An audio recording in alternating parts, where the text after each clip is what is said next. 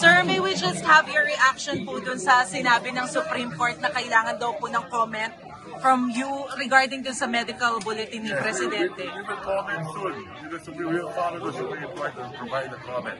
But just like I said earlier, nakita naman ninyo, kayo, malakas yung press kayo. Hindi nga ninyo kaya sumabay sa Pangulo pag siya tumatakbo. Pero sir, can you give us... At ito kanina, nakikita naman ninyo ang schedule ng Pangulo. At yan, nakikita nyo sa labas, yung pa sa mga meeting sa loob. So, sabi ko nga, napakasipal ka natin Pangulo. Sir, pwede bang patikim kung ano lang yung magiging laman ng komento? Kahit cheese. Hindi ko pa nababasa. Okay. Sir, But we will submit. Sinabi niyo may hugod-ugod, naka-wheelchair, may tinutukoy ba kayo? Ang tinutukoy ko, malakas sa Pangulo. Sir, yung sabi ko, can you give us clarification? Ano ba talaga ang nangyari sa kanya? Was he arrested, intervention? You'll have to talk to the Department of Justice.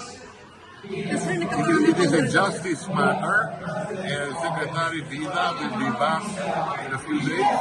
He will provide some clarification. Ngayon, sir, wala pa siyang feedback kung ano nang nangyari. It is best that he answer your question. But can we expect, sir, nakasama niyo si Zaldi kapag uwi ng Pilipinas? You'll have to ask him that. Wala pa akong update tungkol dyan.